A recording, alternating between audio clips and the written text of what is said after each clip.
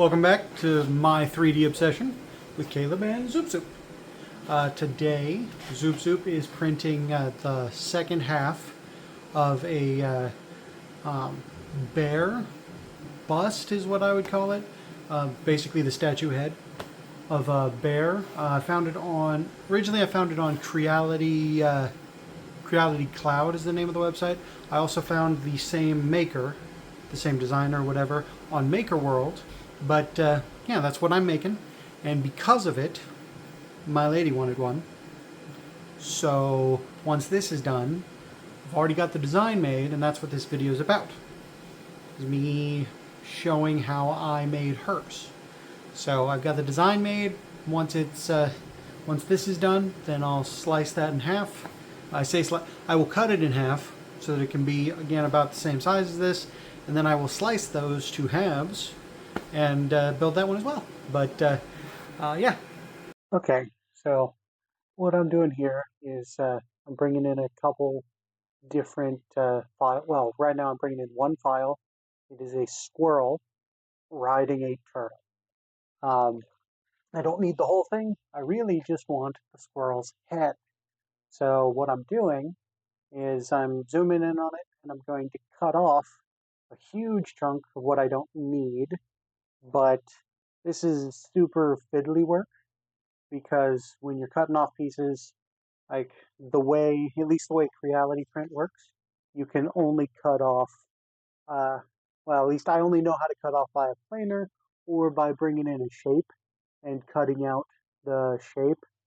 But for me, the planer actual cut function seems to work better for big chunks and getting precise work than trying to do the Boolean addition and division and, addition and difference and all that.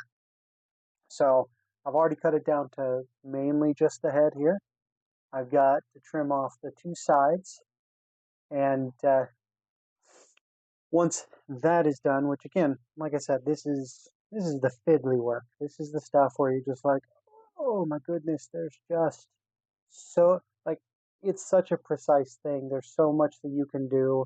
And once you get it to where you're like, oh, that's about perfect, there's still way more you could do depending on how precise you want to be.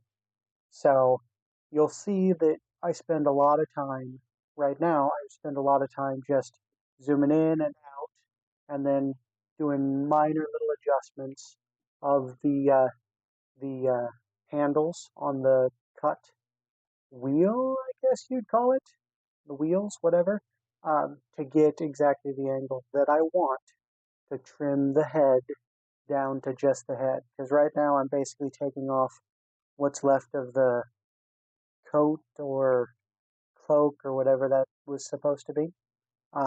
There's a beautiful model that I found on Maker World.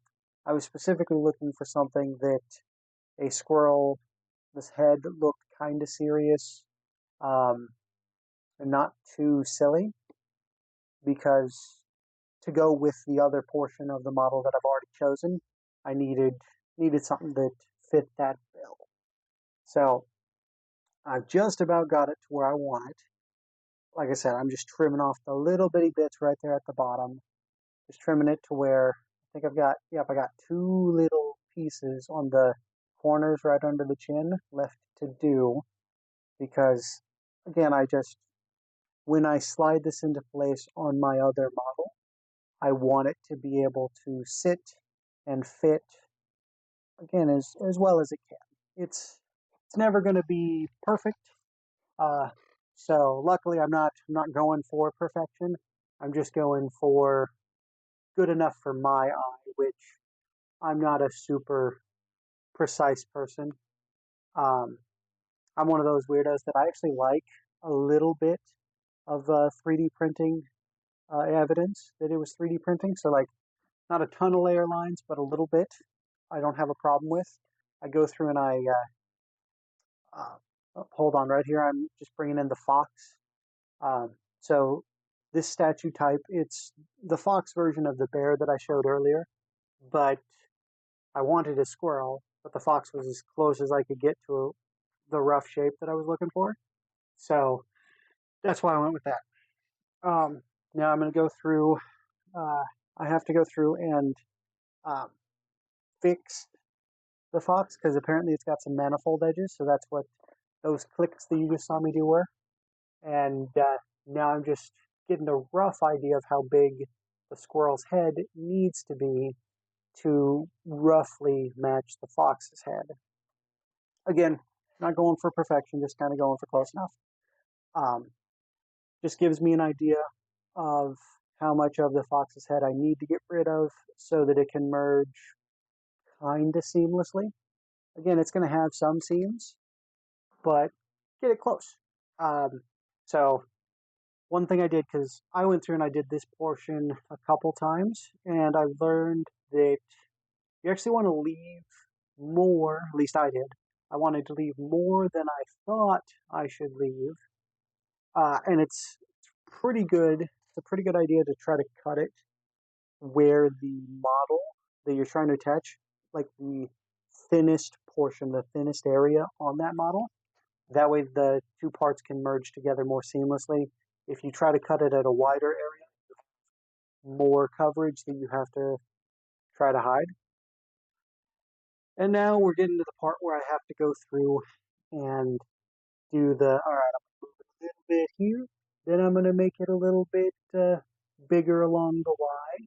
Then I'm going to move it a little bit more, make it a little bit bigger along the X, up and down.